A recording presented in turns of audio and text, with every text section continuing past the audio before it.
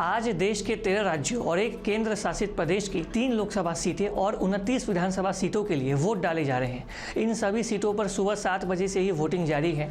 आपको बता दें कि 29 विधानसभा सीटों में से जो 9 विधानसभा की सीटें हैं वो पूर्वोत्तर भारत में हैं और इन 9 विधानसभा की सीटों पर भी वोटिंग जारी है।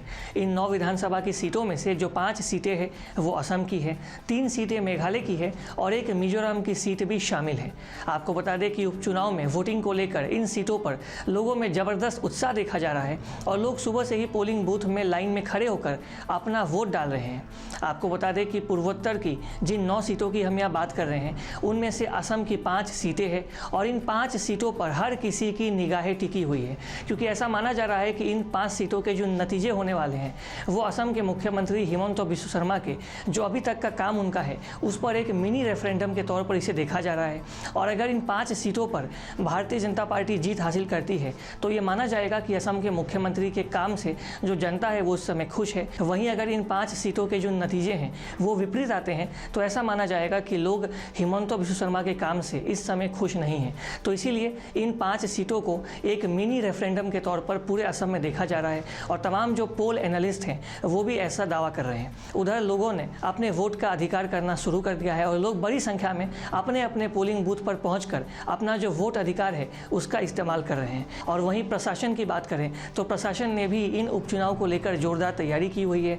कोविड प्रोटोकॉल को ध्यान में रखते हुए ये उपचुनाव करवाए जा रहे हैं और मिजोरम की जो टुरियल विधानसभा सीट है वहाँ भी इस समय वोटिंग जारी है। मिजोरम का चुनाव इसलिए भी अहम है क्योंकि हाल ही में असम मिजोरम बॉर्डर विवाद हुआ था, जिसके बाद असम और मिजोरम में ये पहला इलेक्शन हो रहा है। तो ऐसे में देखना होगा कि ऊँट किस करवट बैठती है और जनता किसको अपना समर्थन भी देती है। हम आपसे अपील करते हैं कि अगर आप इन विधानसभा सीटों में रहते हैं तो घर से बाहर निकलें, अपने वोट का इस्तेमाल करें और अपने प्रतिनिधि को आप चुनें और हमारे देश के लोकतंत्र को आप मजबूत बनाएं।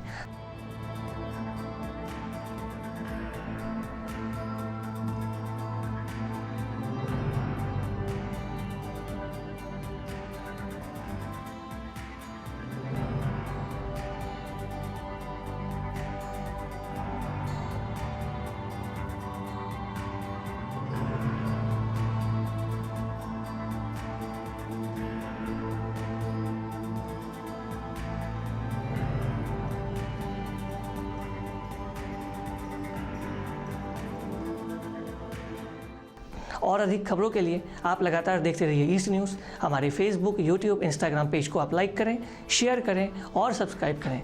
अगर अभी तक आपने कोविड-19 वैक्सीन की डोज़ नहीं ली है तो हम आपसे लगातार अपील करते जा रहे हैं कि आप वैक्सीन की डोज़ लें, क्योंकि हमारा मानना है कि भारत को अगर कोरोना वायरस को हराना है तो भारत को 100% वैक्सीनेटेड होना पड़ेगा। और 100% वैक्सीनेट होने के लिए ये आवश्यक है कि जिन लोगों ने वैक्सीन की डोज़ नहीं ली है वो भी घर से बाहर निकलें और वैक्सीन की डोज़ लें, ताकि भारत मिलकर कोरोना वायरस को हरा पाए। तब तक के लिए आप सभी को हमारा धन्यवाद। Thanks for watching. Please subscribe and hit the bell icon.